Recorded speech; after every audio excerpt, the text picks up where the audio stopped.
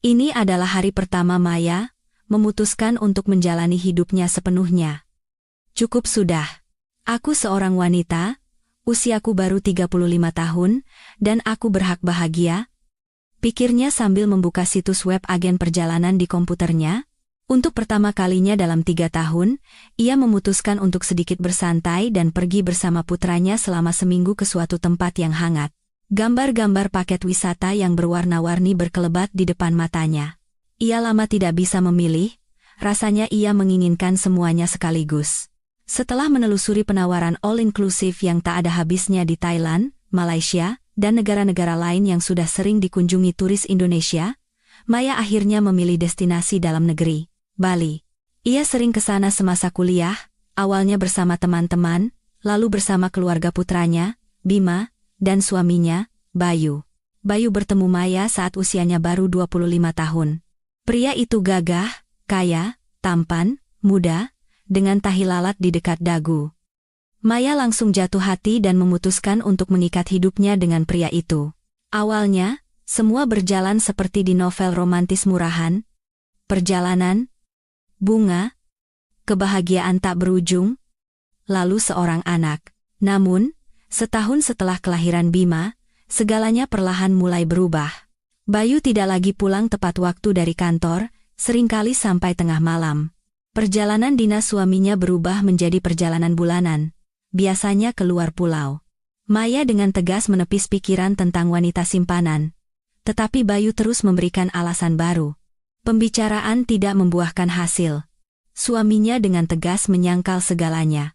Meskipun begitu, Maya terus mencintainya. Ia meminta Bayu untuk lebih sering di rumah, setidaknya demi Bima, tetapi suaminya juga tidak menunjukkan perhatian khusus pada putranya. Ia hanya memberi uang pada Maya dan menghilang. Suatu malam, ia kembali menghilang. Hanya saja kali ini, untuk selamanya. Hampir setiap hari, pikiran Maya kembali ke hari yang menentukan itu, memutar ulang setiap menit dalam ingatannya, dan awalnya ia menangis. Kemudian, air matanya seakan habis. Ia menahan diri sekuat tenaga agar tidak menunjukkan keputusasaan dan kesedihannya di depan Bima, yang sampai sekarang mengira ayahnya sedang dalam perjalanan dinas yang sangat panjang. Kemarin, Maya telah bertekad bahwa ini adalah terakhir kalinya ia memutar ulang skenario itu di kepalanya. Malam itu di bulan Februari, sudah hari ketiga Maya mondar-mandir di apartemen dengan ponsel di tangan. Bayu pergi dinas ke Kalimantan dan seharusnya sudah kembali 3 hari yang lalu. Ponselnya tidak aktif, dan pesannya tidak dibalas. "Mama kenapa sedih?" tanya putranya yang berusia 5 tahun. "Bima, aku tidak sedih. Kenapa kamu belum tidur?" Anak itu menghela napas, berbalik, dan berjalan gontai ke kamarnya. Bima tidak menyadari ada sesuatu yang terjadi pada ayahnya. Bayu memang sangat jarang berkomunikasi dengannya, dan dalam 6 bulan terakhir, ia bahkan tidak pernah masuk ke kamar putranya. Karena itu, ketiadaan sang ayah tidak mengubah apapun dalam kehidupan masa kecilnya yang biasa. Maya menelepon perusahaan tempat suaminya bekerja sebagai manajer mitra. Bayu mengatakan bahwa mereka akan membuka pabrik produksi baru di Kalimantan, sehingga ia harus terbang ke sana. Maya berhasil menghubungi direktur utama perusahaan itu. "Selamat siang, Pak Wirawan," katanya dengan cemas. Ia pernah beberapa kali mengikuti acara perusahaan dan kenal dengan direktur itu. "Saya ingin menanyakan tentang perjalanan dinas suami saya. Apakah Bapak tahu bagaimana perkembangannya di sana? Soalnya, saya tidak bisa menghubungi Bayu, padahal dia seharusnya sudah pulang 3 hari yang lalu." "Perjalanan dinas apa?" Sang direktur terkejut. "Maya, Anda bicara tentang apa?" Wanita itu hampir menjatuhkan gagang telepon. "Bukankah perusahaan Anda membuka pabrik baru di Samarinda?" "Tidak. Kami tidak punya pabrik di Samarinda, dan tidak ada rencana untuk itu. Lagi pula, Bayu memberitahu saya bahwa dia mengambil cuti 2 minggu di luar tanggungan." "Cuti?" "Iya, Maya. Saya benar-benar tidak mengerti apa yang Anda bicarakan." "Cuti." "Terima kasih," bisik Maya dan menutup telepon. Ia perlahan duduk di sofa dan menutupi wajahnya dengan tangan. Kebohongan Bayu kali ini sudah melewati batas wajar. Jika sebelumnya ia setidaknya mencoba menutupi dengan berbagai alasan, sekarang suaminya memutuskan untuk tidak pulang sama sekali dan mematikan telepon.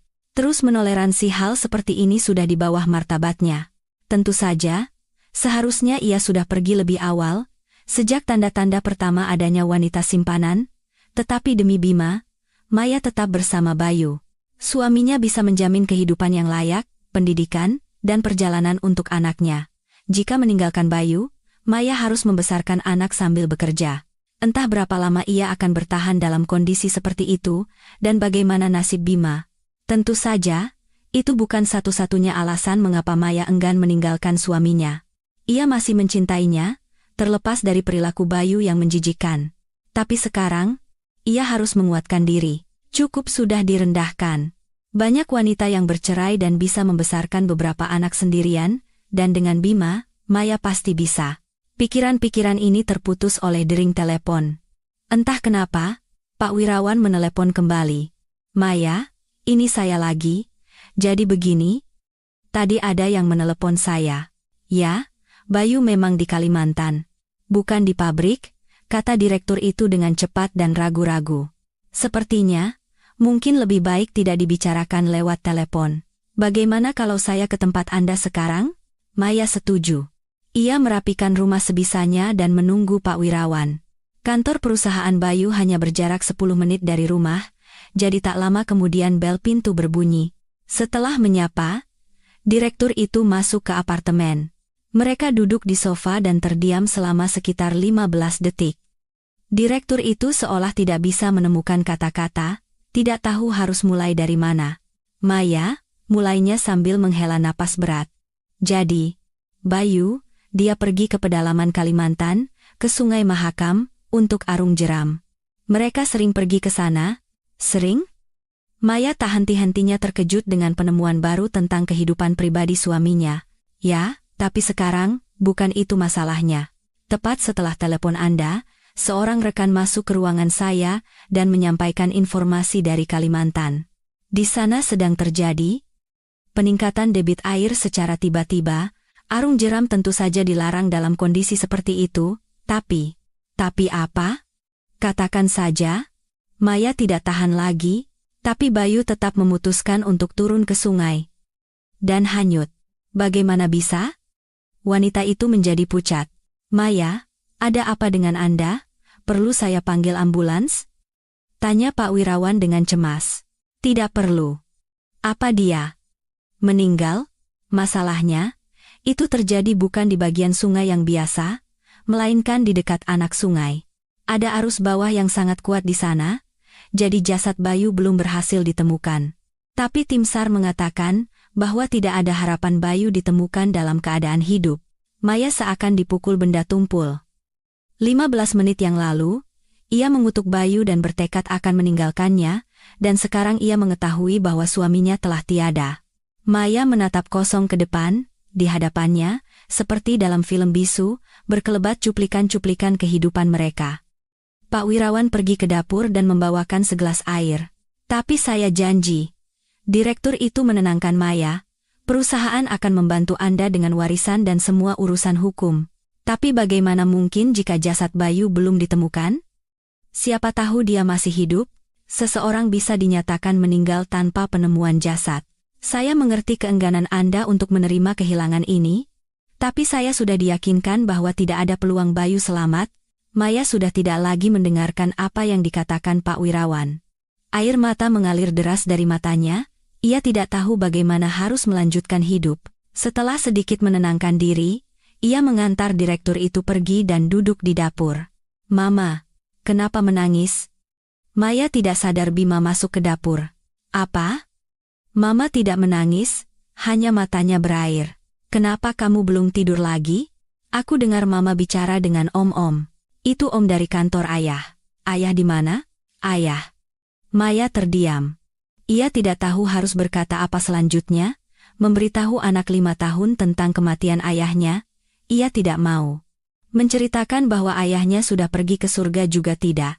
Akhirnya, Maya memutuskan untuk mengulur waktu sampai Bima bertanya lagi tentang ayahnya. Ayah. Lagi-lagi sedang dalam perjalanan, seperti biasa, hanya saja kali ini, dia akan lebih lama di sana. Dia melakukan apa di sana? Bima berada pada usia di mana anak-anak tak henti-hentinya bertanya, dan sekarang, menjawab pertanyaan-pertanyaan ini terasa sangat sulit bagi Maya. Dia sedang menemukan dunia-dunia baru, menjelajahi gunung, danau, laut, pokoknya bekerja sambil berpetualang. Aku juga mau menemukan dunia-dunia baru.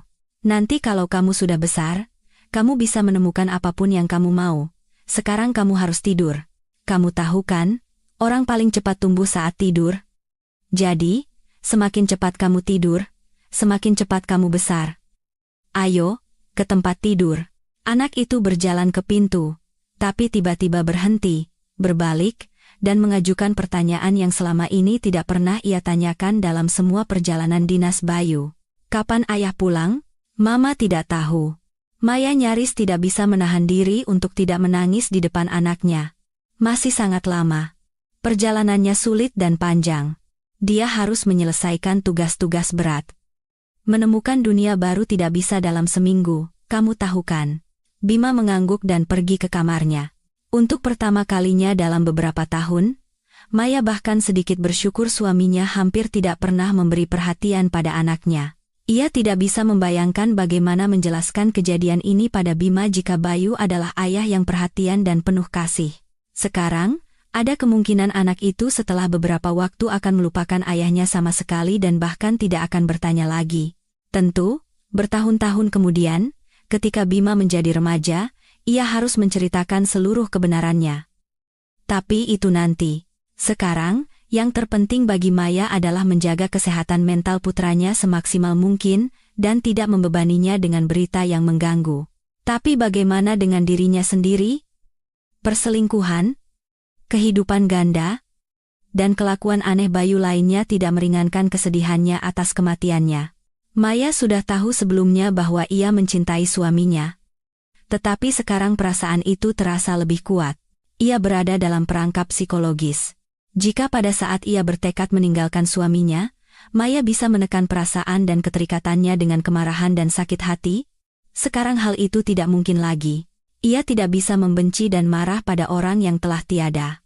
Perselingkuhannya seolah terhapus dari ingatannya, ia hanya mengingat momen-momen positif dari hubungan mereka. Sebagian besar momen bahagia terjadi di awal kebersamaan mereka, dan kenangan dari masa itulah yang kini membanjirinya.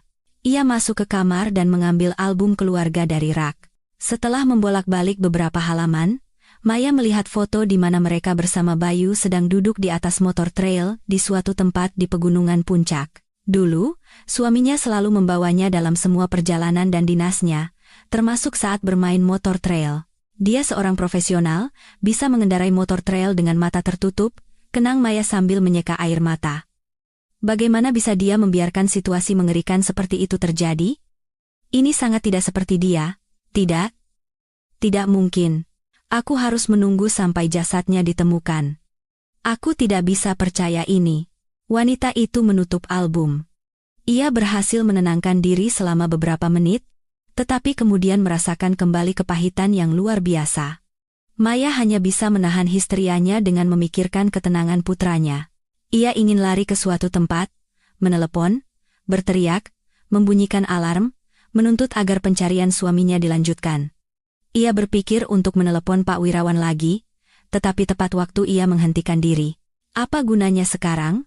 Maya tidak akan bisa mempengaruhi jalannya pencarian, meyakinkan seseorang bahwa suaminya tidak mungkin meninggal secara konyol karena ia pandai mengendarai motor trail adalah hal yang bodoh.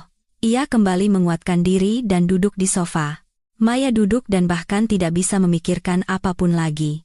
Ia ingin segera tidur dan bangun seperti biasa, melihat suaminya yang terburu-buru berangkat kerja, yang diam-diam akan berkata, "Sampai jumpa," dan kembali menghilang selama beberapa hari. Maya meneteskan obat penenang dan berbaring.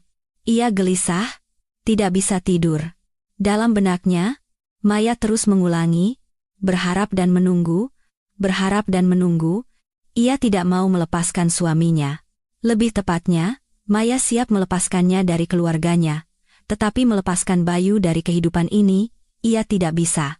Obat penenang mulai bekerja, dan Maya akhirnya berhasil tertidur. Setiap hari, kata-kata berharap dan menunggu semakin jarang terdengar di kepalanya. Bayu secara resmi dinyatakan meninggal, meskipun jasadnya tidak pernah ditemukan. Pak Wirawan menepati janjinya. Membantu mengurus warisan, memberikan dukungan finansial, dan memberinya pekerjaan jarak jauh di perusahaan. Maya berhasil menyeimbangkan antara membesarkan anak dan mencari nafkah. Tapi ia tetap tidak bisa melepaskan suaminya. 3 tahun masa berkabung yang sebenarnya. Maya menolak berlibur dan bersenang-senang, dan hanya tersenyum saat bersama putranya.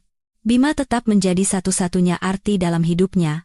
Dan begitulah 3 tahun berlalu. Di halaman situs web, seorang gadis ramah tersenyum sambil memegang tiket di satu tangan dan papan bertuliskan liburan bahagia untuk seluruh keluarga di tangan lainnya. Maya menghela napas berat dan menekan tombol belly. "Bima," seru Maya dengan suara keras setelah melakukan pembelian. "Minggu depan kita terbang liburan ke Bali."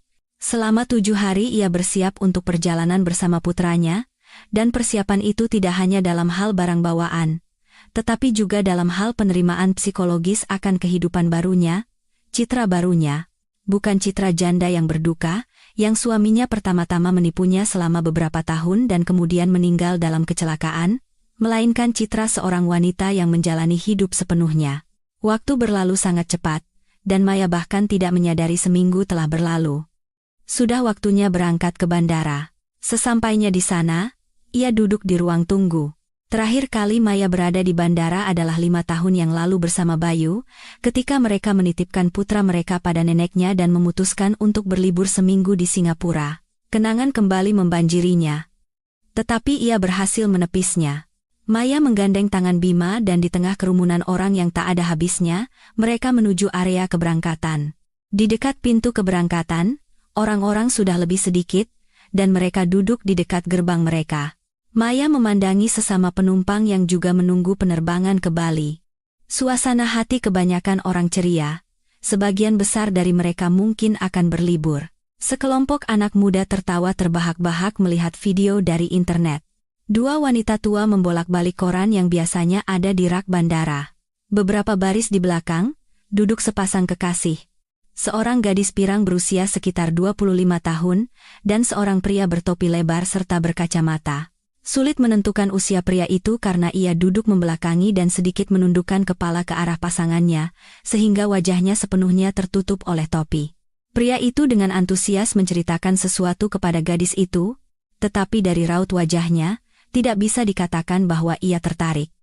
Ia terpaku pada ponselnya dan tidak bereaksi sama sekali terhadap ceritanya. Maya tidak melanjutkan pengamatannya terhadap hubungan menarik antara pria bertopi dan pasangannya, dan ia sendiri mengalihkan perhatiannya ke ponsel. 15 menit kemudian, seorang penyiar mengumumkan panggilan untuk naik ke pesawat. Maya dan Bima sampai di kursi mereka. Anak itu duduk di dekat jendela, dan ibunya di sebelahnya. "Bima, ini penerbangan sadarmu yang pertama, kan?" kata sang ibu dengan gembira kepada putranya. Terakhir kali mereka terbang bersama adalah saat Bima belum genap berusia 2 tahun. "Keren banget, Ma. Senangnya kita terbang berdua. Kamu mungkin tidak ingat bagaimana rasanya terbang dulu?" tanya Maya dan dengan ngeri menyadari bahwa seharusnya ia tidak menanyakan itu. Anak itu berpikir sejenak, menatap keluar jendela. Enggak ingat sama sekali." Maya menghela napas lega. Ia khawatir dalam ingatan Bima akan muncul gambaran-gambaran yang berhubungan dengan ayahnya. Selama 3 tahun terakhir, anak itu hampir tidak pernah mengingat ayahnya. Hanya bertanya di awal-awal tentang perjalanannya untuk menjelajahi dunia baru. Maya mengarang berbagai cerita tentang kelompok ayahnya yang terjebak karena cuaca buruk, tentang mereka bertemu orang-orang aneh, dan banyak omong kosong dongeng lainnya. Bima tumbuh besar, dan pertanyaan tentang ayahnya semakin berkurang. Selama 1,5 tahun terakhir, ia bahkan tidak pernah menanyakannya sama sekali. Tapi Maya tetap terus-menerus khawatir, karena teman-teman sekelasnya bisa saja menceritakan tentang ayah mereka, yang bisa memunculkan pertanyaan baru tentang ayahnya sendiri. Untungnya bagi Maya, hal itu tidak terjadi. Mungkin karena ia kenal dengan ibu-ibu teman Bima, dan ibu-ibu itu, mengetahui situasi Maya, meminta anak-anak mereka untuk tidak mengangkat topik ayah di dekat Bima, atau mungkin ia hanya beruntung.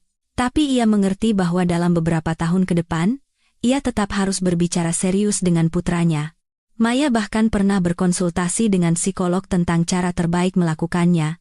Ia disarankan berbagai teknik psikologis, tetapi ia tidak menemukan yang cocok. "Ma, lihat, kita di atas awan," seru anak itu, terpesona oleh penerbangan. Maya memandang putranya dan teringat penerbangan mereka bersama Bayu dan Bima. Anak itu saat itu duduk di pangkuan Bayu dan dengan tenang menatap keluar jendela. Anak-anak lain berteriak di seluruh kabin, tetapi Bima duduk diam di pangkuan ayahnya. Maya saat itu memandangi mereka dan tidak bisa berhenti bersukacita atas keharmonisan keluarga seperti itu. Ia tidak pernah menyangka bahwa penerbangan keluarga seperti itu dengan putranya adalah yang terakhir. 1,5 tahun kemudian, ia dan Bayu juga terbang berlibur. Tetapi sudah tanpa Bima.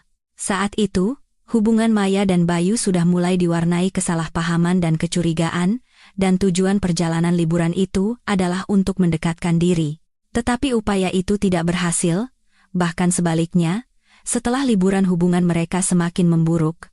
Maya memanggil pramugari dan meminta air.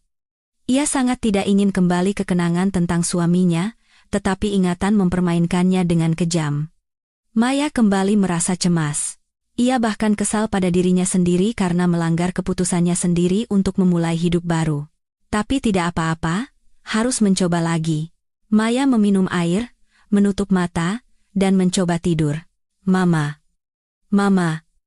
Aku mau ke toilet," putranya membangunkan ibunya. "Ayo mama antar." "Ah, Mama. Aku sudah cukup besar untuk mencari toilet di pesawat.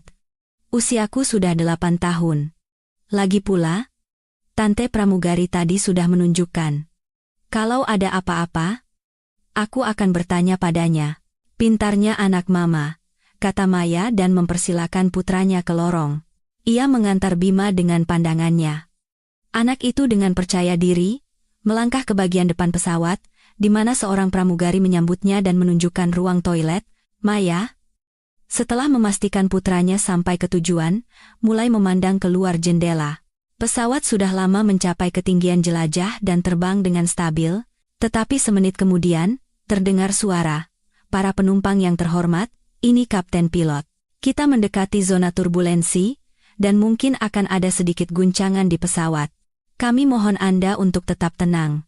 Situasi ini normal, dalam 1 menit, semuanya akan berhenti."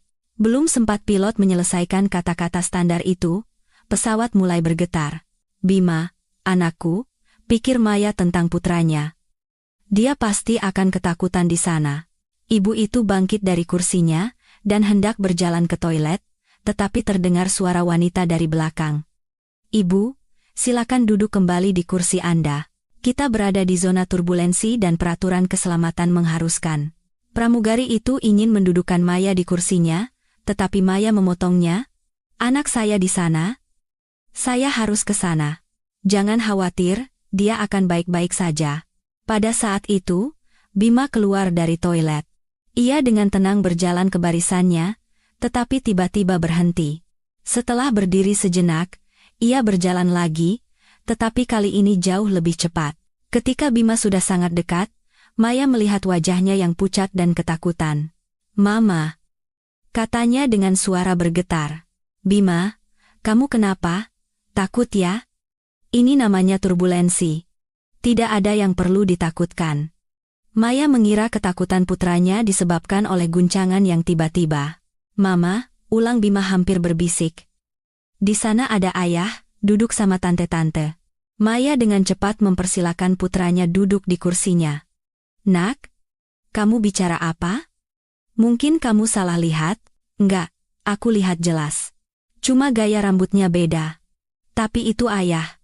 Coba Mama lihat, kamu pasti lelah sekali karena penerbangan panjang. Tidur saja, ya. Mama turunkan sandaran kursimu biar kamu bisa tidur." "Mama nggak percaya sama aku?" "Kenapa tidak percaya?" "Tentu percaya. Cuma, begini loh, di dunia ini banyak sekali orang, dan beberapa di antara mereka bisa sangat mirip. Jadi kemungkinan besar kamu bertemu om-om yang sangat mirip."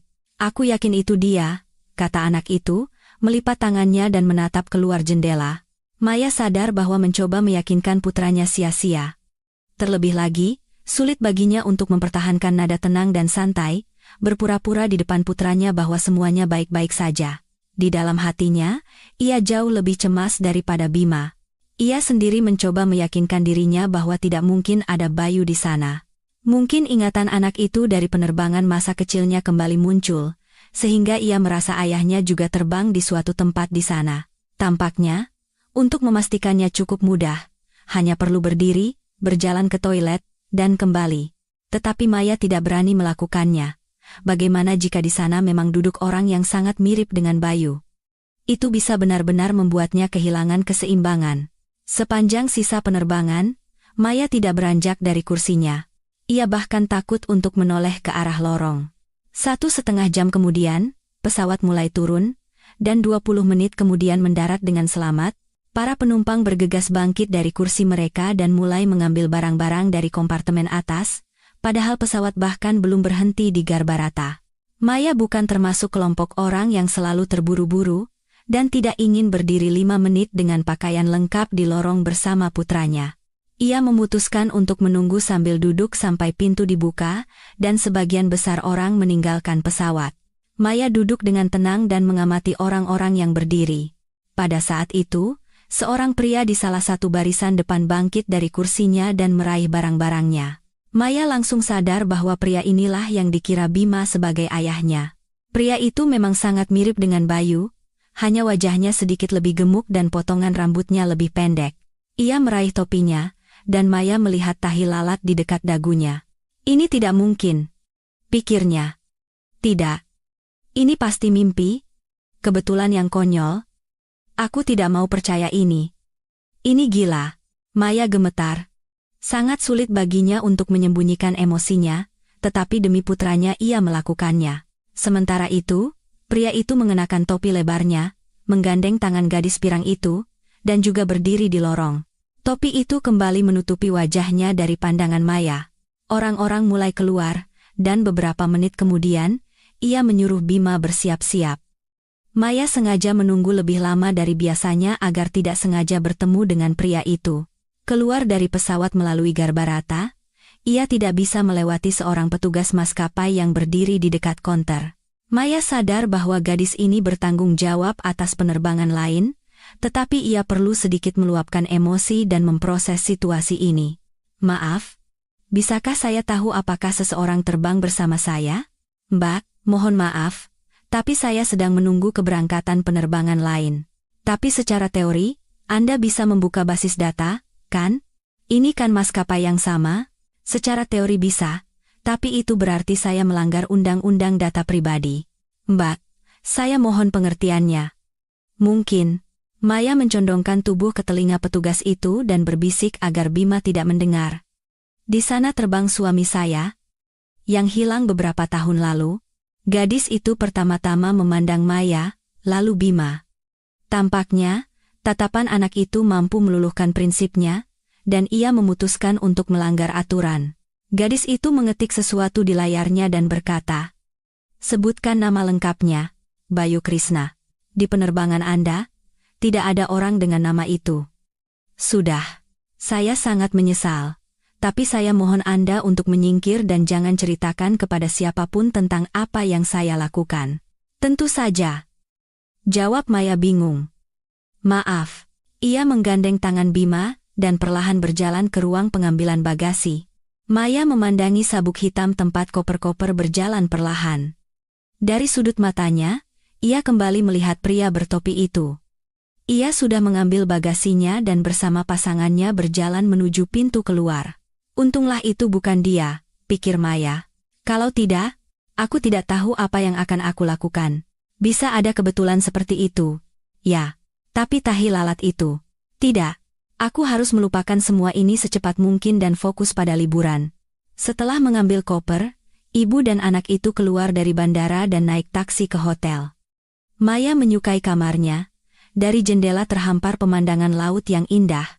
Ia keluar ke balkon, menarik napas dalam-dalam, dan dalam hati melepaskan situasi hari ini. Hidup baru berlanjut. Di depan banyak hari liburan, matahari, dan laut, dan tidak ada pertemuan tak sengaja yang bisa menggangguku lagi, pikir Maya, masuk ke kamar, dan berbaring di tempat tidur yang luas. 3 hari pertama liburan bagi Maya dan putranya berjalan dengan sangat baik, cuaca cerah, di pantai selalu ada kursi berjemur yang kosong. Satu-satunya hal adalah terkadang pada malam hari terdengar suara pertengkaran dari kamar sebelah, tetapi itu tidak mengganggu tidur Maya maupun putranya. Di malam hari, Maya suka berdiri di balkon dan memandangi laut. Itu baginya seperti meditasi harian. Ia merasa tenang memandangi matahari terbenam di kejauhan di permukaan air. Pada malam hari keempat, Maya seperti biasa keluar ke balkon. Hari itu mendung dan menikmati matahari terbenam sepertinya tidak akan bisa. Maya sudah hendak pergi ketika tiba-tiba ia mendengar penghuni kamar di lantai bawah keluar ke balkon. Mereka berbicara dengan nada tinggi, dan Maya menduga bahwa ini adalah pasangan yang sama yang bertengkar di malam hari. "Sinta, apa ada hal lain di hidup ini yang kamu pedulikan selain uang?" tanya pria itu dengan keras. "Tentu saja. Tapi supaya aku peduli pada sesuatu, aku harus dicukupi dulu," teriak gadis itu sebagai balasan. Maya memutuskan untuk tetap di sana. Bukan karena ia suka menguping, tetapi kali ini ia menjadi penasaran sampai sejauh mana arogansi gadis muda itu bisa pergi. Selain itu, suara pria itu terdengar familiar baginya. "Memangnya aku tidak mencukupimu?" lanjut pria itu bertanya. "Kamu bercanda? Kamu membawaku ke tempat kumuh ini, di Bali yang terlupakan ini, aku maunya Siprus, Maladewa, Bali yang mewah, paham? Tapi Sinta, ini bukan tempat kumuh, ini hotel bintang 4.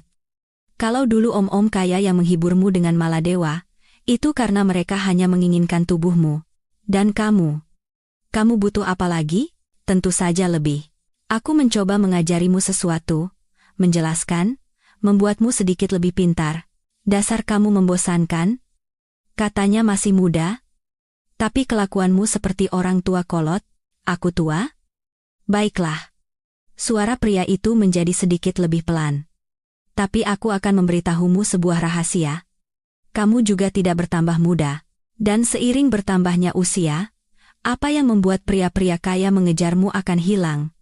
Lalu apa yang tersisa? Kamu akan menjadi wanita 40 tahun dengan otak anak 12 tahun. Maya membeku. Ketika pria itu berbicara lebih pelan, ia sadar bahwa itu adalah suara suaminya, Bayu. Tidak mungkin salah. Ia tidak langsung mengenalinya hanya karena ia hampir tidak pernah melihat suaminya berteriak. Semua pertengkaran dan kesalahpahaman mereka berlangsung, entah dengan tenang atau dalam diam. Terkadang, keheningan bekerja jauh lebih kuat pada seseorang daripada teriakan, dan dalam pernikahan Maya dan Bayu, kedua belah pihak memahaminya. Tetapi ketika pria di lantai bawah mengucapkan, "Lalu apa yang tersisa?" Maya tidak ragu lagi. Itu adalah kalimat favorit Bayu. Ia menggunakannya dalam setiap perdebatan dan setiap percakapan sulit, seolah bertanya kepada lawan bicaranya. "Kamu sekarang tidak setuju denganku, lalu apa yang akan terjadi? Apa yang tersisa?" Tetapi pada lawan bicara Bayu hari ini, sepertinya itu tidak berpengaruh sama sekali. Ia tertawa terbahak-bahak. "Kamu dengar tidak apa yang kamu katakan? Di usia 40, aku akan terlihat lebih baik daripada semua mantan dan pacar masa depanmu digabungkan," katanya sambil tertawa dan keluar dari balkon, membanting pintu dengan keras. Pria yang diduga Bayu itu masih berdiri sebentar, membuka pintu, mulai mengatakan sesuatu, dan masuk ke dalam kamar. Maya terkejut. Ia ingin mendengar suara itu lagi untuk benar-benar memastikan dugaannya. "Bima, Mama ada urusan sebentar."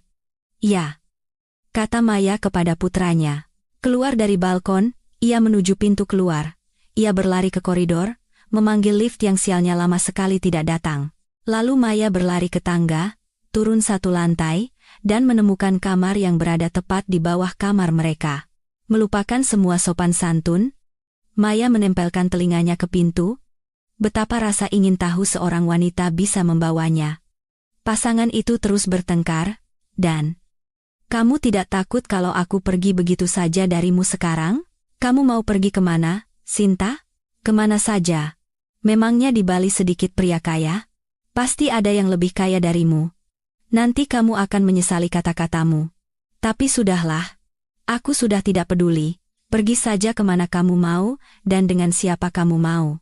Aku tidak peduli padamu dan pria-priamu." Dasar tua bangka miskin yang menyedihkan. Nanti juga kamu yang merangkak kembali padaku, meminta maaf, berlutut memohon aku kembali. Kamu boleh berpikir apa saja. Tidak akan ada yang merangkak mengejarmu. Dasar. Merasa seperti putri raja saja. Oh, tidak akan?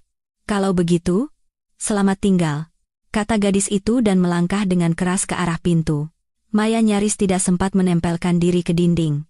Gadis itu melesat keluar dari kamar dan berlari ke lift, tidak memperhatikan Maya. Astaga! Apa yang aku lakukan? Berdiri di dekat dinding, bersembunyi dari pasangan yang baru beberapa menit aku intip? Memalukan, begitu batin Maya mencelanya. Tetapi perasaannya mengatakan bahwa semua pengintaian ini beralasan. Kebetulan seperti ini tidak mungkin terjadi, pertama di pesawat, lalu tahi lalat, dan sekarang suaranya. Entah Maya sudah gila, atau di balik dinding itu memang ada suaminya yang telah meninggal. Tapi jika hanya ia yang melihat Bayu pada pria ini, itu masih bisa dituding sebagai pikiran yang kalut, tapi Bima juga mengenali Bayu. Dan anak-anak tidak bisa dibohongi. Tentu, beberapa anak suka mengarang teman-teman imajiner, tetapi Bima bukan salah satunya. Jika ia mengatakan melihat sesuatu, berarti ia benar-benar melihatnya. Maya memutuskan untuk berjalan ke jendela di ujung koridor. Ia perlu mengatur napas setelah pengalaman seperti itu. Tapi istirahatnya tidak lama. Pintu kamar terbuka, dan seorang pria keluar darinya. Maya nyaris tidak sempat berpaling ke jendela agar tidak ketahuan lebih awal. Dalam pantulan jendela, ia melihat pria itu mengunci kamar dengan kartu dan berjalan ke lift. Ketika ia menunggu lift, Maya memutuskan untuk mengikutinya. Ia berlari ke tangga dan turun dengan cepat, ingin mengejar lift. Ia berhasil. Mereka berdua sampai di lantai pertama pada waktu yang hampir bersamaan. Maya memandangnya dari belakang. Jika dihilangkan beberapa kilogram berat badan dan beberapa uban di kepala, itu adalah Bayu sejati. Pria itu mengenakan kaos dan celana pendek, jadi tidak sulit bagi Maya untuk mengenali suaminya yang telah meninggal dari penampilan fisiknya.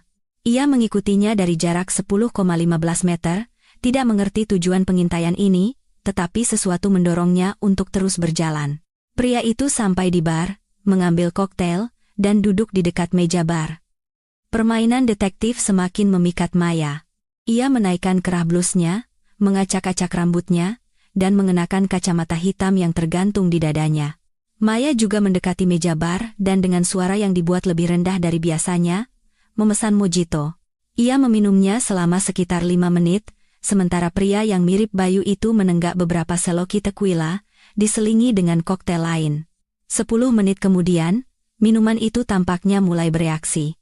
"Mbak, coba katakan." Maya tersentak. Ia sadar bahwa Bayu sedang berbicara dengannya, tidak ada orang lain di meja bar. "Kenapa kalian begitu?" Pria itu terdiam, mencoba mencari kata. "Begitu apa?" tanya Maya dengan suara rendah. "Rumit?" Bayu memilih kata yang paling tidak menyinggung. "Mungkin itu hanya perasaan Anda. Semuanya jauh lebih sederhana." "Nah, itu dia solidaritas wanita. Anda sama sekali tidak tahu situasi saya. Tapi bilang itu hanya perasaan saya. Saya bisa menebaknya," jawab Maya, menatap tajam ke gelas kosongnya. Ia takut menoleh ke arah pria itu. "Dan apa yang Anda tebak? Jelas Anda bertengkar dengan pacar Anda. Mungkin dia bahkan lari dari Anda, mengkasari Anda, menghina Anda, dan sekarang Anda mencari dukungan, mencari seseorang yang akan mengatakan bahwa Anda benar, bahwa dia gadis bodoh dan tidak mengerti apa-apa tentang hidup ini."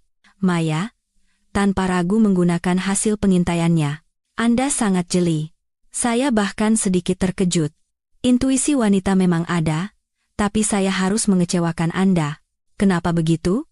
Saya tidak akan mengatakan betapa baiknya Anda dan betapa buruknya para gadis. Mungkin dalam kasus Anda, gadis itu memang bodoh, tapi Anda tidak jauh lebih pintar." "Wah, Anda berani sekali. Maaf, saya tidak bermaksud menyinggung Anda." Maya sendiri tidak sadar telah beralih ke kekasaran. "Tidak, tolong jelaskan apa maksud Anda." Maya menghela napas dan sadar bahwa ia harus mengatakan apa yang sebenarnya ia pikirkan tentang pria seperti Bayu. "Yah, Anda para pria kan tidak ada yang memaksa memilih gadis muda dan bodoh. Anda sendiri yang meninggalkan wanita pintar dan dewasa, berselingkuh, lalu mengeluh bahwa mereka hanya menginginkan uang. Anda membaca saya seperti buku terbuka. Anda tahu, ada juga hormon yang membuat kami memilih yang muda. Kedengarannya seperti alasan konyol. Kemampuan untuk melawan dan menahan naluri hewani itulah yang membuat manusia berevolusi dari kera. Anda kan manusia? Kan? Sepertinya begitu. Jadi, untuk apa cerita dongeng tentang hormon ini? Tapi mungkin saya terlalu lancang. Tidak, saya kan yang bertanya pada Anda. Bayu memesan satu seloki lagi dan menenggaknya dalam sekali teguk. Wah, saya mabuk berat. Maaf, boleh satu pertanyaan lagi? Silakan. Kalau Anda begitu pintar dan tahu segalanya, katakan, apa yang harus saya lakukan selanjutnya? Saya tidak tahu. Belajarlah menahan hormon Anda. Tapi saya pikir besok atau lusa, pasangan muda Anda akan kembali kepada Anda. Apa yang harus dilakukan dengannya selanjutnya? Itu pilihan Anda. Saya bukan psikolog. Mungkin usir saja dia. Mungkin, jawab Maya, tidak mengerti sama sekali tujuan percakapan ini. Suatu daya tarik pada Bayu tidak membiarkannya pergi begitu saja dan menuntutnya untuk melanjutkan percakapan, meskipun itu berisiko terbongkar. Dengar, apa kita pernah bertemu sebelumnya? Tanya pria itu tepat pada saat Maya memikirkan tentang terbongkar. Saya rasa tidak. Saya baru pertama kali di sini. Nada suara Anda sangat familiar bagi saya. Mungkin Anda salah orang. Maya sadar dan memutuskan untuk segera pergi.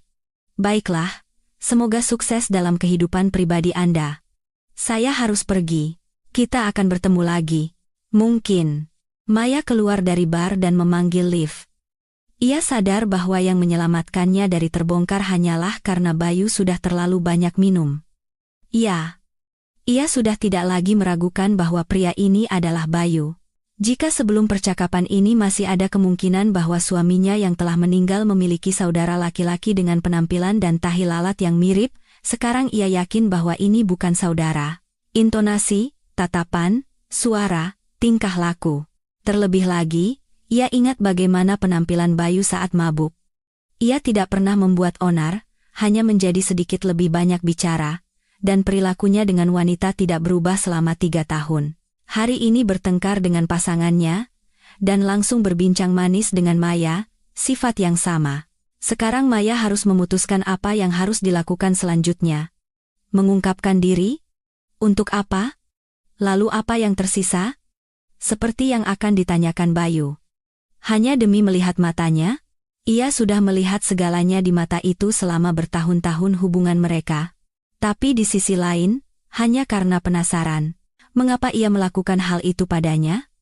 Apakah alasannya adalah karena ia ingin pergi dengan cara itu ke keluarga lain? Tapi kalau begitu, ia bisa saja meninggalkannya, bukan membuatnya menderita, merindukan, dan menangis tanpa henti selama 3 tahun. Dasar bajingan, pikir Maya saat masuk ke kamar. Ia sendiri tidak sadar bagaimana reaksinya terhadap pemikiran tentang Bayu berubah. Jika saat di pesawat ia gemetar, nyaris tidak bisa menahan histeria, ingin lari ke suatu tempat, sekarang ia benar-benar tenang dan percaya diri. Ia tidak ingin dengan cara apapun secepat mungkin memberitahukan dirinya kepada Bayu. Satu-satunya yang mengganggunya adalah rasa ingin tahu. Apakah ada orang lain dari kehidupan masa lalu Bayu yang tahu bahwa ia masih hidup? Siapa namanya sekarang jika di bandara petugas tidak menemukannya dalam daftar penumpang? Setelah pemikiran-pemikiran ini, Maya memiliki 2 pilihan. Pertama, cukup bersyukur bahwa orang itu masih hidup, bukan tewas, melanjutkan hidup dengan tenang, lebih sering bersenang-senang, memanjakan diri. Beberapa tahun lagi, katakan pada putranya bahwa ayah hanya pergi dari keluarga dan tidak ada yang tahu di mana dia.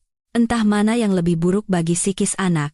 Kesedihan karena menyadari bahwa ayahnya telah meninggal, atau sakit hati karena ayahnya telah mengkhianati. Maya merasa pilihan kedua lebih baik.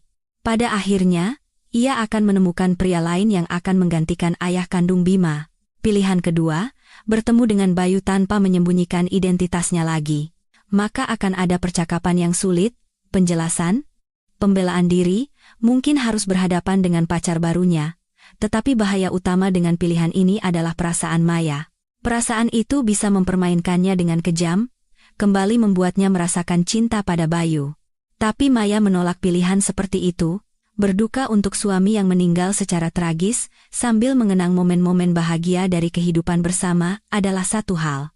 Melihat di hadapannya seorang pembohong, pengkhianat, dan bajingan adalah hal lain.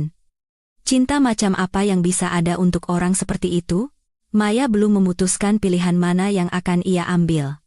Ia memandangi Bima yang sedang tidur, menyelimutinya dengan lebih baik, dan menghela napas dalam-dalam. Keesokan harinya, Maya dan putranya seperti biasa bersiap-siap ke pantai. Cuaca membaik dan mereka harus segera pergi untuk mendapatkan kursi berjemur. Di bagian pantai Laut Jawa ini hanya ada tamu hotel, jadi tidak ada kerumunan besar seperti yang biasanya terjadi di resor-resor di Bali. Tetapi saat cuaca bagus, kursi berjemur bisa cepat terisi. Maya berdiri di depan cermin dan memutuskan apa yang akan ia kenakan. Ia memutuskan untuk berjaga-jaga dan mengambil kacamata hitam lain yang jauh lebih lebar, menutupi hampir setengah wajahnya. Selain kacamata, Maya mengenakan topi besar. Ia tidak hanya melindungi diri dari matahari. Jika Bayu tinggal tepat di bawahnya, kemungkinan pertemuan tak sengaja terlalu besar. Maya belum memutuskan apakah akan mendekati mantan suaminya atau tidak. Jadi untuk sementara, sebagai tindakan pencegahan, ia menjaga penyamarannya. Setelah bersiap-siap, ia menggandeng tangan Bima dan pergi ke lift. Lift baru datang setelah beberapa menit. Sepertinya semua tamu pagi itu memutuskan untuk pergi ke pantai. Maya dan putranya masuk ke dalam lift. Lift berhenti di lantai bawah, pintu terbuka, dan seorang gadis berambut pirang masuk ke dalam lift pasangan Bayu yang sama. Kali ini ia berdiri tanpa telepon dan dengan wajah tidak puas. Masih lama nunggunya? Bikin anak banyak-banyak, terus lift jadi penuh, katanya dengan suara yang tidak menyenangkan. Mbak, Anda sopan sedikit bisa? Lift ini untuk semua lantai, tamunya banyak. Saya juga menunggunya sama seperti Anda, jawab Maya dengan tenang. Aku nggak peduli kamu nunggu berapa lama. Gadis itu menatap Maya dengan tajam. Pakai baju butut begitu, masih berani ngomong sama aku. Entah kenapa, Maya sama sekali tidak terganggu dengan apa yang dikatakan pasangan Bayu. Ia merasa lebih superior untuk membalas penghinaan dengan penghinaan. Maya hanya menutup telinga Bima, dan mereka diam-diam sampai di lantai pertama. Di lobi hotel terjadi keramaian. Gadis judes itu langsung hilang di tengah kerumunan, yang membuat Maya senang, karena kemungkinan besar pasangan Bayu itu sedang menuju ke mantan suaminya. Sesampainya di pantai, Maya sadar bahwa ia benar dua kali. Tadi malam ia mengatakan pada Bayu bahwa gadis itu akan kembali padanya, ternyata lebih cepat dari yang Maya perkirakan. Dan pasangan itu memang sedang menuju ke pantai, ke Bayu, yang tugasnya rupanya adalah mencari kursi berjemur yang kosong. Sialnya, dua kursi berjemur kosong lainnya berada sangat dekat dengan yang ditemukan Bayu, mereka berada beberapa baris di belakangnya, dan jika mau, bisa melihat orang yang berbaring dan bahkan mendengar percakapan mereka. Tidak ada pilihan lain, Maya tidak ingin merusak liburannya dan putranya, jadi ia dengan hati-hati berjalan ke kursi berjemur yang kosong. Terlebih lagi, dengan penyamarannya, tidak ada yang perlu ditakutkan. Ia dengan santai menata barang-barangnya, mengolesi Bima dengan tabir surya, dan berbaring di kursi berjemur.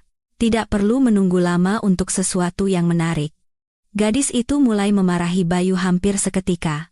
Kamu nggak bisa cari tempat yang lebih dekat ke laut? Keluhnya, ini yang paling dekat. Kalau mau lebih dekat ke laut, harus bangun lebih pagi, bukan tidur sampai jam 11. Oh, siapa yang ngomong? Siapa yang mabuk-mabukan sampai jam 2 pagi kemarin? Bukan kamu? Aku nggak tidur nungguin kamu, makanya nggak bisa bangun lebih pagi. Aku ingatkan kamu, sayangku, bahwa kamu pergi dariku kemarin. Aku tahu dari mana kalau 2 jam kemudian kamu sudah ada di kamar lagi. Ini semua akan jadi pelajaran buatmu, biar kamu takut kehilanganku. Bayu tidak menjawab apa-apa, tetapi gadis itu tidak berhenti. Aku sudah berbaik hati, melupakan semua sakit hati, melupakan kebohonganmu, penghinaanmu. Kapan aku menghinamu? Liburan ini bukan penghinaan. Hotel jelek ini. Kamu tahu berapa lama aku nunggu lift sialan itu hari ini? Naik sama ibu-ibu bawa anak, kayak janda ditinggal suami. Setelah kata-kata itu, Maya memutuskan untuk berhenti mendengarkan pertengkaran pasangan itu. Ia melepas topinya dan menundukkan kepala, tetapi suara-suara itu masih sampai ke kursi berjemurnya. Kapan kamu akan berhenti menjadi begitu pemarah? Jawab Bayu pelan. Kapan kamu akan berhenti menjadi begitu? Oh, lihat dirimu. Kamu mirip siapa sih? Maya dengan hati-hati mengangkat kepala dan memandang Bayu. Ia sendiri menjadi penasaran, mirip siapa dia. Melihat wajah mantan suaminya, ia sedikit takut. Bayu pucat, matanya gelisah, dan tangannya seolah tidak menurutinya. Rupanya di bar kemarin, ia memang duduk sangat lama. Sinta? Aku perlu berbaring? Kata Bayu dan jatuh pingsan di kursi berjemur. Bayu! Teriak gadis itu. Ada apa denganmu? Tolong! Siapa saja? Tolong dia!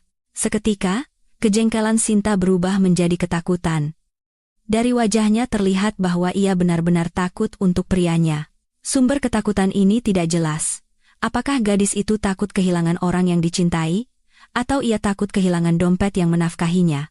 Tetapi bagi Bayu, ketakutannya tidak ada artinya. Sinta hanya berteriak ketakutan dan tidak mengambil tindakan nyata untuk membantu. Saat itulah Maya melompat dari kursi berjemurnya dan berlari ke arah Bayu. Ia memeriksa napas dan denyut nadinya. Bayu bernapas, tetapi denyut nadinya lemah. Bawakan payung untuk melindunginya dari matahari. Perintah Maya. Sinta. Payung apa? Untuk apa? Gadis itu menunjukkan kecerdasan luar biasa dalam situasi darurat. Sudahlah, pergi saja ke hotel panggil dokter. Cepat. Gadis itu berlari ke hotel, dan Maya sadar bahwa ia harus memberikan pertolongan pertama sendirian. Orang-orang lain di pantai hanya menonton dengan rasa ingin tahu. Maya menekuk kaki Bayu di lutut, membalikannya ke samping, dan mendongakkan kepalanya ke belakang untuk membebaskan jalan napas. Kemudian ia berlari ke kursi berjemur di dekat laut, mengambil payung matahari, dan meletakkannya di dekat Bayu. 30 detik kemudian, pria itu mulai sadar. Ia perlahan membuka mata dan melihat Maya. Ia menatapnya tanpa kacamata dan topi. Maya. Itu kamu? Tanya Bayu dengan tidak jelas. Iya, jawab Maya, menyadari bahwa ia benar-benar lupa tentang penyamarannya. Pada saat yang sama, Sinta kembali dari hotel bersama seorang dokter.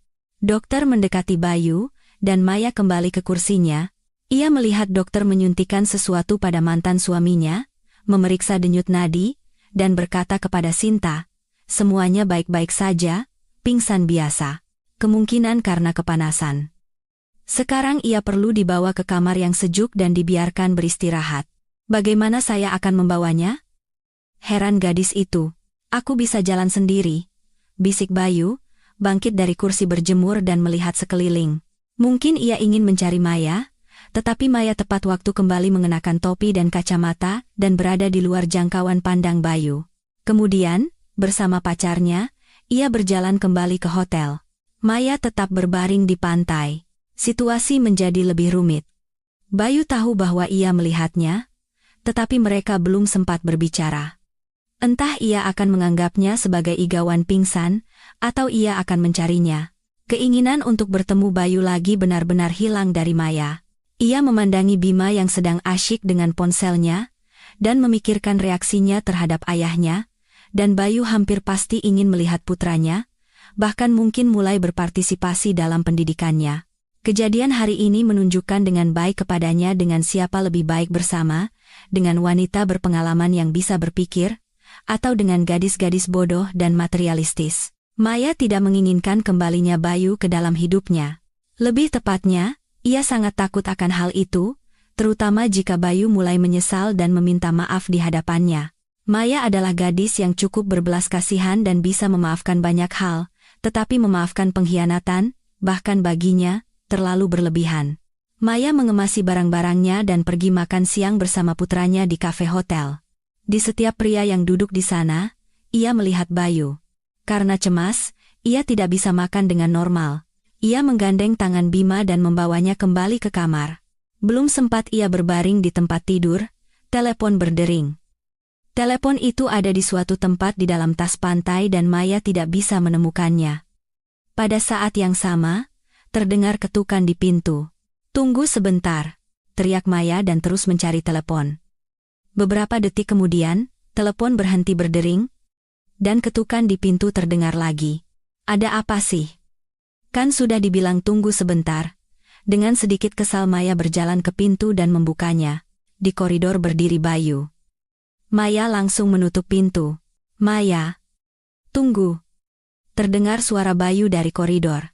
Maya berdiri beberapa detik, berpikir, dan membuka pintu lagi. "Bagaimana kamu menemukanku?" "Di resepsionis. Aku bertanya di kamar mana Maya tinggal dan menyebutkan namamu." "Aku bukan istrimu lagi," jawab Maya dengan tegas atas kecerdikan mantan suaminya. "Aku tahu apa yang kamu rasakan sekarang, tapi ayo kita bicara. Aku mohon. Kamu tidak tahu apa-apa. Beri aku kesempatan untuk menjelaskan sesuatu." "Tidak sekarang, anakku bisa dengar. Kalau begitu, nanti malam di bar hotel jam 10. "Baiklah." Rasa ingin tahu Maya akhirnya menang. "Tolong datang." Ya, Maya menutup pintu. Sekarang ia harus mempersiapkan diri secara mental untuk percakapan dengan mantan suaminya, tetapi ia tidak tahu bagaimana. Sisa waktu sebelum percakapan itu, ia tidak bisa tenang. Apa yang akan diceritakan Bayu kepadanya? Cerita apa yang akan ia karang? Perlukah percaya pada satu kata pun darinya? Maya tidak menemukan jawaban atas pertanyaan-pertanyaan ini. Satu-satunya hal yang ia tanamkan pada dirinya adalah untuk bersikap tegas, tidak sentimental, dan kritis terhadap semua yang akan ia dengar. Dengan pemikiran seperti itu, setelah menidurkan Bima, ia menuju ke bar. Memilih meja kosong di sudut bar di mana musik paling tidak terdengar, Maya mulai menunggu. 10 menit kemudian, Bayu muncul di pintu masuk. Maya tidak memberikan isyarat apapun agar ia lebih cepat menemukannya. Pria itu dengan saksama mengelilingi bar, dan sampai di meja paling jauh. "Halo Maya," kata Bayu dengan nada bersalah. "Sudah bertemu," potong Maya. "Kamu sudah pesan sesuatu?" "Belum." "Kamu kesini untuk minum? Akan lebih mudah untuk berbicara." "Sebentar." Bayu menuju ke bar, memesan 2 koktail, dan membawanya ke meja. "Dokter sudah mengizinkanmu minum?" "Sepertinya setelah pingsan lebih baik ditunda. Aku ambil yang non-alkohol." "Oh ya. Terima kasih sudah menolongku di pantai tadi. Kalau bukan kamu, aku tidak tahu apakah dia akan terpikir untuk memanggil dokter." "Sama-sama. Kenapa kamu tidak menjaga kesehatanmu?" "Dengan kondisi hangover di cuaca panas. Entah kenapa, aku jadi kurang memperhatikan kondisiku akhir-akhir ini. Mungkin harus lebih perhatian. Lagi pula, usiaku bukan 18 tahun lagi." "Tidak? Untuk apa? Kamu kan sudah lama meninggal. Dan orang mati tidak butuh kesehatan." "Maya," Bayu menghela napas berat. "Aku akan mulai bicara, dan tolong jangan potong pembicaraanku. Dengarkan aku mohon. Aku akan mencoba. Jadi, 3 tahun lalu, aku mulai menerima ancaman. Perusahaan kami bersinggungan dengan salah satu organisasi yang sangat serius. Semuanya berawal ketika aku mengambil pinjaman untuk proyek baru kami. Tentu saja bukan dari bank. Bank tidak akan memberikan pinjaman dengan syarat seperti itu, jadi aku beralih ke organisasi yang meragukan ini. Kami menandatangani kontrak, sejumlah besar uang ditransfer ke rekening kami, tetapi kontraktor yang kami pilih tidak memenuhi kewajibannya dan menghilang. Belakangan, kata perwakilan mereka terlihat di Siprus, tapi bukan itu intinya. Aku menghubungi organisasi pemberi pinjaman, menjelaskan situasinya, tapi tentu saja tidak ada yang mau mendengarkan. Aku diberi waktu sebulan untuk mengembalikan utang. Kami pergi ke polisi, tapi di sana mereka bilang tidak bisa membantu apa-apa karena baik organisasi itu maupun kontraktor bekerja secara tidak resmi. Sejak saat itu, mereka mulai meneleponku, mengirim email. Aku takut mereka akan mulai datang ke rumah kami, menuntut pengembalian uang, dan bagaimana aku bisa menemukan uang sebanyak itu dalam sebulan. Setiap hari, ancaman datang semakin sering, dan aku memutuskan untuk pergi jauh-jauh ke Kalimantan. Setelah berada di sana selama beberapa minggu, Aku sudah akan kembali ketika penjaga penginapan tempatku tinggal memberitahuku bahwa sekelompok pemuda berpenampilan atletis menanyakanku. Aku sadar bahwa mereka menemukanku, tidak ada tempat untuk lari. Mereka akan mengejarku di bandara, di stasiun, bahkan di penginapan. Aku bingung. Rasanya hidup sudah berakhir. Aku ingat saat itu aku lari ke hutan, dengan ajaib menemukan sinyal di sana dan berhasil menelepon direktur utama kami, Pak Wirawan. Aku ingat betul percakapan itu. Awalnya ia memotong pembicaraanku dan menceritakan bahwa kamu menelepon, menanyakan di mana aku. Aku sangat menyesal, tapi aku tidak bisa melibatkanku. Jadi, aku menceritakan semuanya kepadanya. Saat itulah kami menyusun rencana untuk memalsukan kematianku di sana, di sungai itu. Kami sering arung jeram di sana, jadi kami memutuskan untuk menggunakan itu sebagai alasan. Aku memberitahu rekan-rekan perusahaan yang ada di sana bahwa perlu menyebarkan berita tentang kematianku dan entah bagaimana menyelesaikan masalah dengan tim SAR. Pak Wirawan harus menyebarkan berita itu ke seluruh perusahaan. Dan datang menemuimu. Bagaimana bisa kamu? Bisik Maya. Aku menyelamatkan nyawa, dan bukan hanya nyawaku sendiri. Mereka bisa menekanku melalui kalian. Bayu menyesap koktailnya dan melanjutkan. Pak Wirawan berjanji akan membantu kalian. Dia membantu. Nah, setidaknya begitu. Setidaknya begitu? Kamu pikir uang, warisan, bisa meringankan penderitaanku? Aku tidak hidup selama 3 tahun, tahu tidak? Ini perjalanan liburanku yang pertama selama ini. Aku menyesal, tapi aku tidak punya pilihan lain. Mengertilah. Kamu bisa pergi bersama kami ke luar negeri, bersembunyi di sana. Kenapa kamu memilih cara yang paling kejam? Orang-orang itu akan menemukan kalian bahkan di luar negeri. Terlebih lagi, aku dalam situasi di mana aku tidak akan sempat pergi kemanapun. Aku benar-benar terpojok. Kamu bisa menceritakan masalahmu sejak awal, tidak menunggu sampai titik kritis. Aku tidak ingin membebanimu. Kita punya anak kecil, jadi ketakutan tambahan tidak perlu bagimu. Kamu ingat tentang anak? Berapa kali kamu menemuinya selama setahun terakhir hidupmu? Aku sangat sakit hati. Selama 3 tahun ini aku sadar betapa aku merindukan putraku. Bagaimana kamu bisa begitu? Seru Maya. Selalu keluar sebagai pemenang dari segalanya. Tersakiti, lemah. Aku sadar, ingin yang terbaik, tidak ingin membebani. Tapi jika kamu begitu merindukan putramu, kenapa tidak memberitahukan bahwa kamu masih hidup? Aku tidak bisa melakukannya.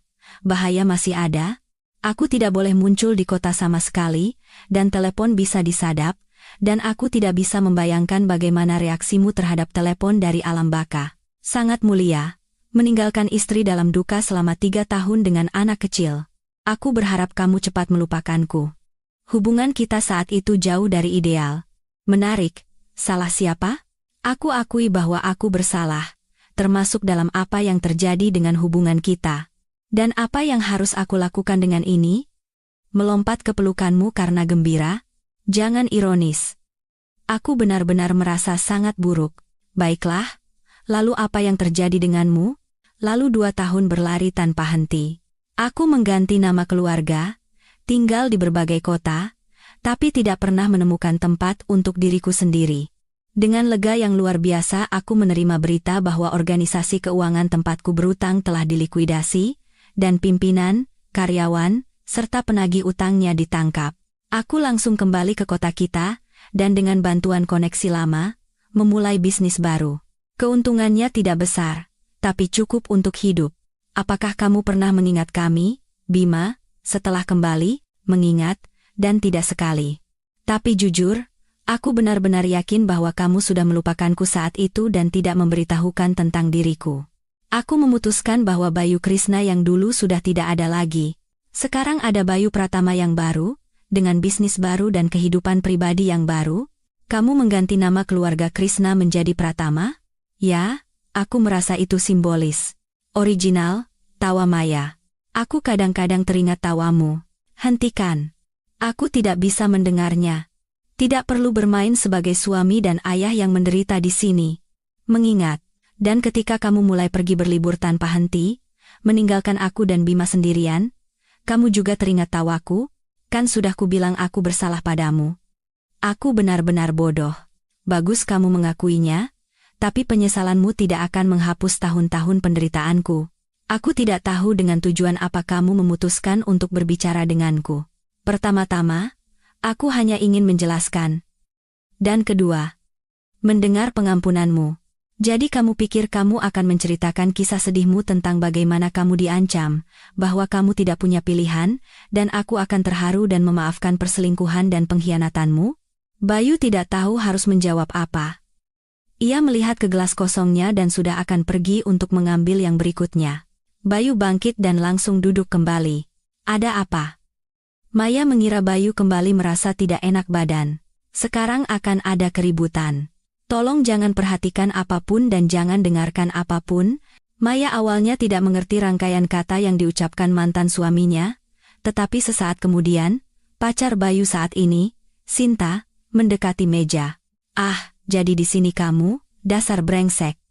Sudah kuduga kamu akan lari ke bar dengan perempuan lain, katanya dengan keras dan menampar Bayu. Sinta, kamu salah paham? Aku sudah lama paham tentangmu. Kamu bukan laki-laki, tidak bisa menafkahiku, dan masih lari ke perempuan lain. Sinta memandang Maya. Dan kamu tahu tidak kalau dia itu punya bawaan? Aku melihat mereka di lift. Dia mau memanfaatkanmu. Bodoh. Sinta? Hentikan sekarang juga. Tidak. Tidak. Biarkan dia melanjutkan. Maya ikut campur dalam percakapan. Dasar perempuan jalang, masih berani kurang ajar padaku? Sinta berbalik ke arah Maya dan mencoba menjambak rambutnya, tetapi Bayu tepat waktu menahan pacarnya dan mendudukannya di kursi di sebelahnya. Lepaskan aku sekarang juga? Lepaskan? Tenang, kata Bayu dengan keras. Dia tidak bersalah apa-apa. Dia bersalah karena merebut laki-laki orang. Sinta tidak mau tenang. Anda benar sekali, Maya terus memprovokasi gadis itu. Justru untuk itulah saya datang ke bar ini, untuk merebut pria terkasih Anda. Pria yang setia, berbakti, dan jujur seperti ini sekarang sulit ditemukan. Nah, Anda telah kehilangan kebahagiaan Anda dalam pertarungan yang tidak seimbang dengan saya. Maya, kamu juga jangan ikut-ikutan. Bayu mencoba menenangkan mantan istrinya juga. Lepaskan aku. Akan kucabut semua rambutnya? Teriak Sinta. Cukup. Sinta, ini mantan istriku. Gadis itu seketika terdiam. Istri? Yang itu, yang kamu tinggalkan bertahun-tahun yang lalu? Iya, jawab Bayu dengan sedikit canggung, mencoba menyembunyikan matanya. Ditinggalkan bertahun-tahun yang lalu? Maya tertarik dengan ungkapan itu. Aku lebih suka bilang, hanyut.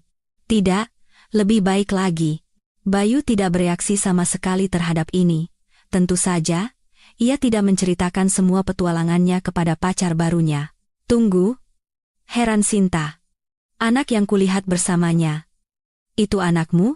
Anakku. Kamu kan bilang kamu tidak punya anak. Aku berbohong. Sinta terdiam sejenak. Ia perlu mencerna apa yang baru saja didengarnya. Anda jangan khawatir, kata Maya kepadanya dengan nada tenang. Dia tidak punya banyak hubungan dengan anak ini, hanya secara biologis, anak itu hampir melupakan ayahnya, jadi Anda bisa menganggap bahwa ia tidak berbohong. Maya. Bayu mencoba membela diri. Bagaimana aku tidak sadar dari awal? Sinta memotong Bayu. Istri ditinggalkan, anak juga, dan aku pun akan kamu tinggalkan begitu saja. Sudah, aku tidak bisa melihatmu lagi. Selamat tinggal. Sinta melompat dari kursinya dan berlari keluar dari bar. Bayu berlari mengejarnya. Maya ditinggal sendirian dengan koktelnya yang belum habis. Bisakah ia berpikir seminggu yang lalu apa yang akan terjadi pada liburan pertama dalam bertahun-tahun ini? Setelah liburan seperti ini, seperti kata orang, akan dibutuhkan liburan lagi. Begitu banyak peristiwa yang harus dipikirkan dalam waktu lama. Tetapi secara batin, ia senang. Pertama, karena Bayu masih hidup. Ya, dia bajingan, pengkhianat, pembohong, tetapi ia hidup. Kedua, Maya sadar bahwa masa berkabung dalam hidupnya telah berakhir. Sekarang akan muncul kesulitan baru, cerita kepada Bima tentang ayahnya. Tetapi semua ini hanya masalah sehari-hari, bukan tragedi. Setidaknya, hidup Maya akan menjadi jauh lebih menarik dari sebelumnya. Karena itu, ia tidak memperhatikan teriakan, hinaan, dan upaya untuk menjambak rambutnya dari pihak gadis yang berapi-api itu, karena ia sadar bahwa tahap baru dalam hidupnya telah dimulai, dan masa lalu tidak akan pernah kembali, bahkan dalam kenangan. Maya bangkit dan dengan perlahan keluar dari bar. Ia ingin berjalan-jalan sebentar di udara segar. Di halaman hotel sudah tidak ada siapa-siapa. Semua orang berada di kamar atau di bar dan restoran. Menghirup udara hangat Bali, Maya merasa bahwa ia telah bebas. Belenggu duka telah hancur. Ia berjalan ke sebuah taman kecil dan melihat Bayu duduk di bangku. "Dilihat dari ekspresimu, kamu tidak berhasil mengejarnya," kata Maya dan duduk di sebelah mantan suaminya. "Berhasil? Tapi sepertinya dia meninggalkanku. Kali ini untuk selamanya. Sekarang sedang mengambil barang-barang dari kamar. Untuk apa kamu butuh taman kanak-kanak ini? Kalian kan tidak pernah bisa semenit pun tanpa bertengkar. Setiap malam aku mendengar detail hubungan kalian. Aku tidak tahu. Sesuatu menahannya. Dia muda, aku sudah tidak lagi. Ingin energi muda, keceriaan, sudah bersenang-senang. Kan?" Jawab Bayu sambil melambaikan tangan. "Dengar, aku tidak mau memarahimu lagi. Lagi pula kamu sudah tahu semua tentang dirimu sendiri. Tapi katakan, apa kamu tidak kasihan pada dirimu sendiri? Maksudmu?" "Yah, begini. Sepanjang hidupmu kamu selalu berlari, mencoba mengejar uang, mendapat ancaman terhadap nyawamu sendiri, yang membuatmu harus memalsukan kematianmu sendiri. Mencoba mengejar kebahagiaan dalam kehidupan pribadi, mendapat gadis naif yang suka berteriak ini. Kamu masih belum tua, tapi sudah pingsan karena hangover. Untuk apa semua ini kamu butuhkan? Kemana kamu sampai? Kau tahu, selama beberapa tahun terakhir aku hampir sampai pada titik untuk menanyakan pertanyaan itu pada diriku sendiri. Tapi setiap kali aku lari darinya dengan bantuan alasan-alasan klis, uang, yah. Mana ada yang namanya uang terlalu banyak? Mereka memberi kebebasan, keamanan, tapi kenyataannya padaku justru sebaliknya. Hubungan, yah. Itu kan energi baru. Darah muda, muncul lebih banyak vitalitas, kegembiraan, dan di sini pun meleset. Aku tidak tahu, aku benar-benar tersesat, tapi kan kamu sendiri yang membawa dirimu ke keadaan ini. Kamu kehilangan dirimu sendiri. Kamu mengasihani dirimu sendiri dengan cara yang salah. Memangnya bisa mengasihani dengan cara yang berbeda? Tentu saja.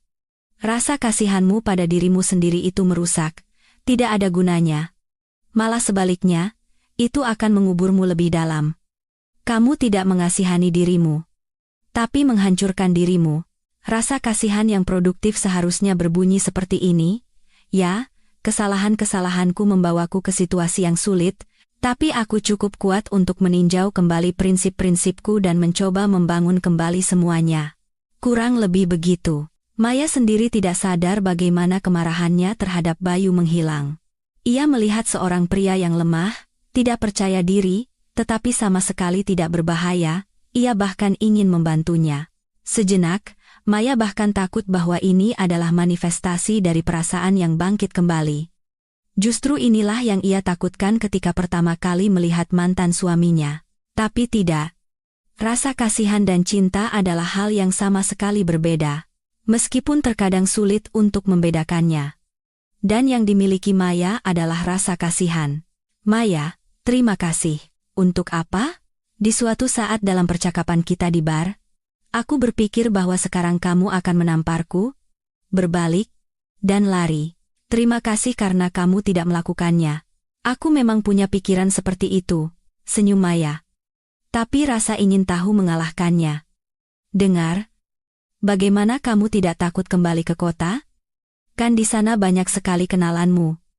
Teman-teman, aku dan Bima pada akhirnya bisa melihatmu. Aku tidak tinggal di kota, tapi di sekitarnya, di kompleks perumahan. Aku tidak muncul di pusat kota. Bekerja kebanyakan jarak jauh, ke kota hanya dengan mobil. Dan kemudian, aku mengubah penampilan dan nama keluarga secara drastis. Tampaknya itu sudah cukup. Dan memang, sampai bertemu denganmu, penyamaran berjalan sukses. Dan saat pertemuan pertama denganku pun berjalan cukup sukses. Maya teringat bagaimana pertama kali melihat Bayu di bandara, tetapi topi lebar tidak memungkinkan ia mengenali mantan suaminya. Kalau bukan karena Bima, mungkin kita tidak akan duduk di sini. Dia mengenaliku, aku sendiri tidak menyangka. Aku berharap dia sudah lama lupa segalanya. Bayu menghela napas berat. Maya, aku ingin bertemu dengannya. Untuk apa? Aku sadar bahwa aku tidak akan pernah menjadi ayah yang seutuhnya baginya. Tapi aku sangat ingin melihatnya. Kamu sendiri yang bilang aku bisa membangun kembali semuanya. Beri aku kesempatan ini. Tolong. Maya tidak tahu harus menjawab apa kepada Bayu. Mungkin sekarang, ketika Bima masih cukup kecil dan belum memasuki masa pubertas, adalah waktu yang tepat untuk mengembalikan kehadiran ayah dalam keluarga. Tapi Maya takut untuk mengambil langkah-langkah drastis seperti itu. Ia sudah terbiasa membesarkan Bima sendirian. Aku tidak tahu. Pertemuan ini bisa sangat berat baginya. Aku mengerti segalanya. Aku akan berusaha semaksimal mungkin untuk bersikap bijaksana. Baiklah, tapi begini saja. Pagi hari aku akan mempersiapkannya, memberitahunya tentangmu. Lalu kita bertemu, bicara sebentar. Setelah pertemuan, aku akan bicara lagi dengannya sendirian. Dan hanya jika ia ingin melihatmu lagi, kita akan lihat apa yang harus dilakukan selanjutnya. Tentu. Kalau begitu besok jam 11 di kafe hotel. Ya. Hanya saja, ingat. Bagi Bima, kamu adalah seorang penjelajah. Menjelajahi negeri-negeri baru. Ide yang menarik darimu. Baiklah. Aku mengerti. Maya mengucapkan selamat tinggal dan pergi ke kamarnya. Ia gelisah dan tidak bisa tidur sampai pagi. Sulit baginya untuk membayangkan bagaimana pertemuan besok akan berjalan, bagaimana reaksi Bima, bagaimana Bayu akan bersikap. Terlalu banyak faktor yang tidak bisa diprediksi. Atau mungkin putranya Prosto tidak ingin melihat ayahnya lagi. Dalam perenungan ini, Maya berbaring sampai alarm berbunyi. Ia menyetelnya pada jam 10 pagi agar sempat bersiap-siap dan menjelaskan semuanya pada Bima. Ma, hari ini kita mau kemana? Tanya putranya. Mengamati bagaimana ibunya merias wajah. Iya. Maya berbalik ke arah Bima. Ingat penumpang di pesawat yang kamu sebut ayah? Ingat. Jadi, kamu benar. Itu memang ayahmu. Bayangkan, dia kembali dari perjalanannya, langsung ke Bali. Kan aku sudah bilang. Kan aku sudah bilang. Seru anak itu dengan gembira. Dan kita akan menemuinya hari ini? Iya, iya. Dia akan sangat senang melihatmu. Aku juga. Maya senang dengan reaksi putranya. Ayahnya menarik baginya, yang berarti secara psikologis pertemuan ini seharusnya tidak terlalu berat bagi Bima seperti yang dikhawatirkan. Di mana saja dia selama ini? Tanya anak itu. Dia sendiri yang akan menceritakan semuanya padamu. Ketika waktu mendekati jam 11 yang ditunggu-tunggu, Maya dan putranya keluar dari kamar. Ia semakin gugup. Mungkin sebelum terlambat, batalkan saja pertemuan ini, biarkan saja seperti dulu. Tidak. Tidak ada jalan kembali. Maya sudah memberitahu semuanya pada Bima, dan pembatalan pertemuan secara tiba-tiba justru akan menimbulkan trauma psikologis yang sangat dikhawatirkan ibunya. Maya dan putranya sampai di kafe yang terletak di lantai pertama hotel. Bayu sudah duduk di dalam. Melihat mantan istri dan putranya, ia bangkit dan berjalan ke arah mereka. Ayah, kata Bima dengan keras dan juga berjalan ke arah Bayu. Halo anakku, kata Bayu sambil memeluk putranya. Maya menyapa mantan suaminya, dan mereka semua duduk di meja. Nah, ceritakan bagaimana kabarmu? Kata Bayu kepada putranya. Menyenangkan. Di sini keren sekali. Aku dan Mama baru pertama kali melakukan perjalanan sekeren ini. Kalian hebat, dan aku selalu mengingatmu. Lanjut anak itu berbagi kesan. Maya memandangnya dengan heran. Benarkah?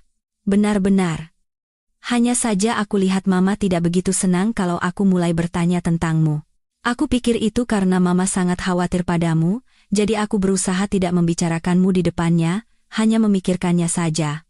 Kamu di mana saja selama ini? Aku. Yah, Mama mungkin sudah menceritakan sesuatu padamu. Bayu menahan air mata dengan sekuat tenaga. Aku berada jauh dan tidak bisa datang menemui kalian. Begitulah pekerjaanku. Mengerti?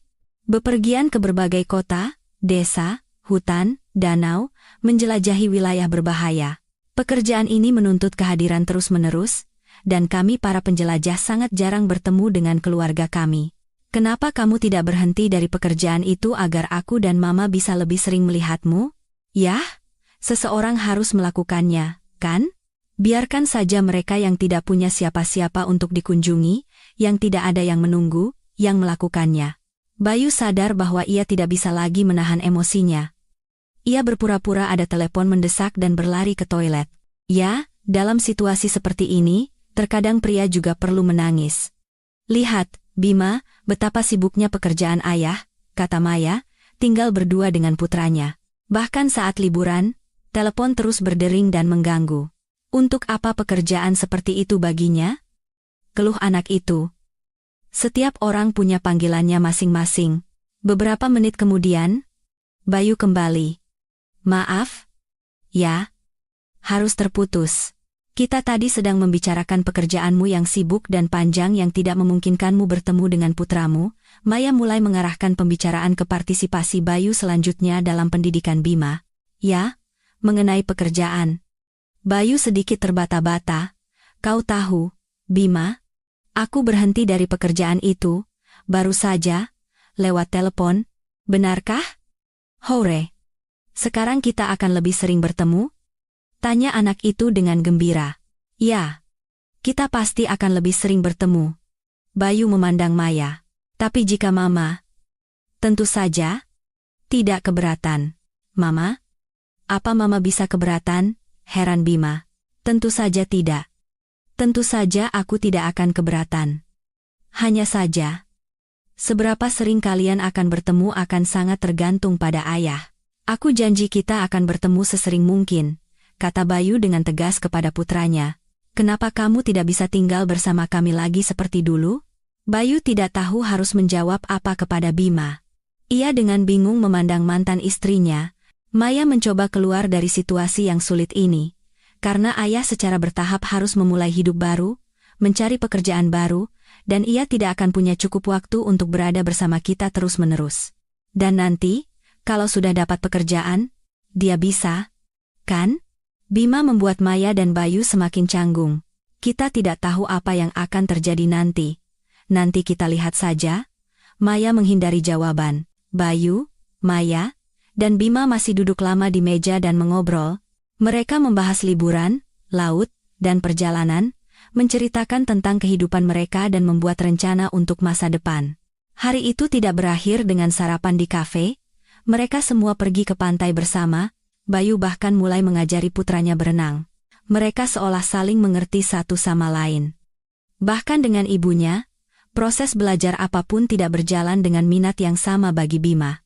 Maya mengamati semua ini dan teringat masa-masa ketika ia dan Bayu baru memulai hubungan dan ketika Bima baru lahir. Itu adalah nostalgia yang menyenangkan, tetapi dengan sangat cepat Maya kembali menguasai diri. Tidak bisa begitu saja melupakan perbuatan Bayu, perselingkuhan dan pengkhianatannya.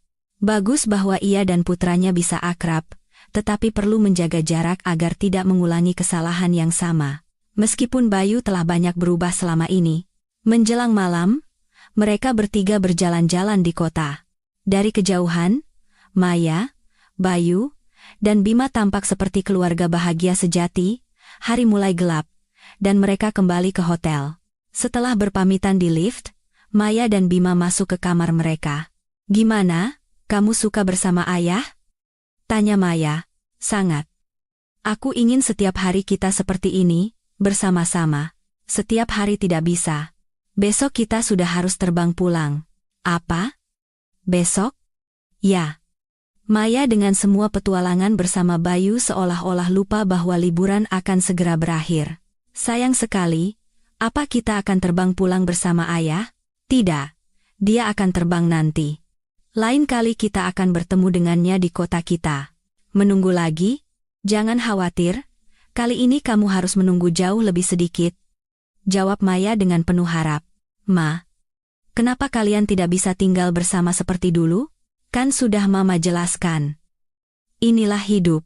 Terkadang kita harus memilih apa yang tidak terlalu kita sukai.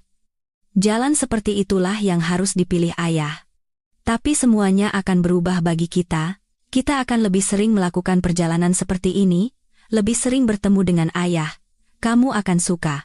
Baiklah, sambil menguap kata anak itu, dan pergi ke tempat tidurnya. Maya juga segera berbaring, tetapi beberapa menit kemudian telepon berdering. Maya diam-diam keluar ke balkon, dan menutup pintu rapat-rapat agar tidak membangunkan Bima. Halo, Maya, ini kamu?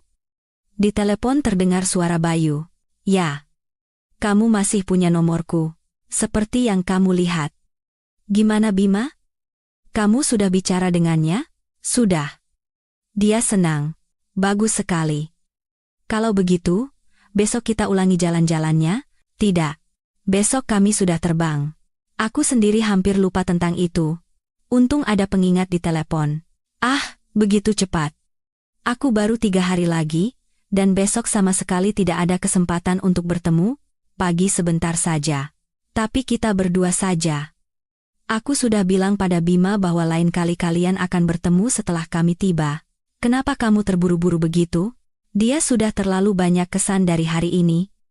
Kurasa lebih baik membangun kontak secara bertahap. Mungkin kamu benar.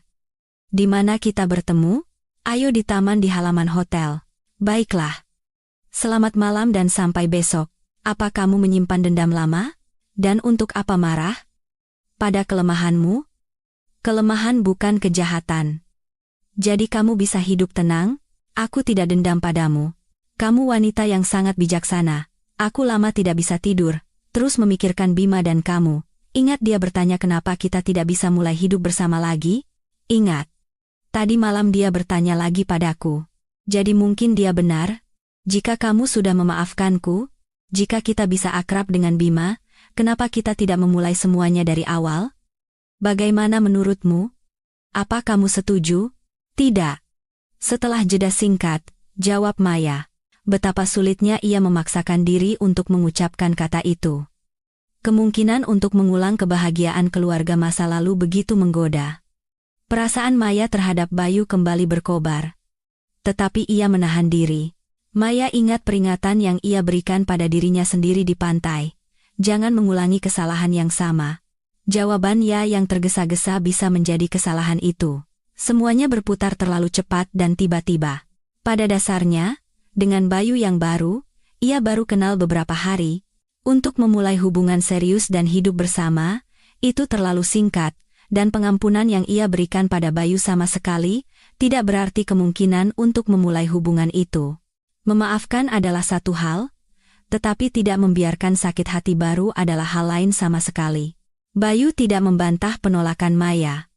Ia menggelengkan kepala dan berkata, "Aku mengerti jawabanmu. Di posisimu, aku tidak akan memaafkan diriku sama sekali. Tapi terima kasih sudah untuk ini. Yang penting, penolakanku tidak akan mempengaruhi agar anak itu kembali memiliki ayah. Untuk itu kamu tidak perlu khawatir. Begitu aku tiba, aku akan langsung menghubungimu. Tolong tulis kapan kalian sampai dan tetap bisa dihubungi." Baik. Kamu juga jangan hilang lagi kali ini. Tidak akan hilang. Maya harus kembali ke kamar dan bersiap-siap ke bandara. Baik ia maupun Bayu jelas ingin berpelukan sebagai ucapan selamat tinggal, tetapi mereka tidak melakukannya. Mungkin, dengan mengatakan tidak, Maya telah membuat pilihan tersulit dalam hidupnya. Ia pada dasarnya adalah orang yang tidak bisa menolak sejak kecil. Dan di sini, ia mengatasi semua perasaannya. Dengan demikian, Maya membuktikan pada dirinya sendiri bahwa ia adalah wanita yang kuat dan mandiri dari perasaan. Setelah berbalik, ia mendengar Bayu memanggilnya. "Tunggu, ada apa lagi?" "Ya, tolong katakan, apakah penolakanmu ini selamanya? Atau aku masih punya kesempatan?" "Kita lihat saja nanti," jawab Maya, dan dengan langkah cepat pergi ke hotel. Sudah di dalam lift, air mata mulai menggenang di matanya. Tidak. Ini bukan air mata dari perpisahan yang menyedihkan dengan Bayu. Lagi pula, hanya dalam beberapa hari mereka akan bertemu lagi. Ini adalah air mata kebahagiaan. Kebahagiaan dari sensasi baru, dari halaman-halaman kehidupan yang baru, Selama hari-hari liburan ini, Maya belajar untuk memiliki sikap yang berbeda terhadap kehidupan, mengelola emosi dan perasaannya, menemukan ayah untuk anaknya, tetapi pada saat yang sama tidak terjerumus ke dalam hubungan yang sembrono dan naif dengan Bayu. Keseimbangan seperti itu hanya bisa dijaga oleh wanita yang bijaksana, dan persis seperti itulah Maya menjadi di hari-hari musim panas yang hangat ini.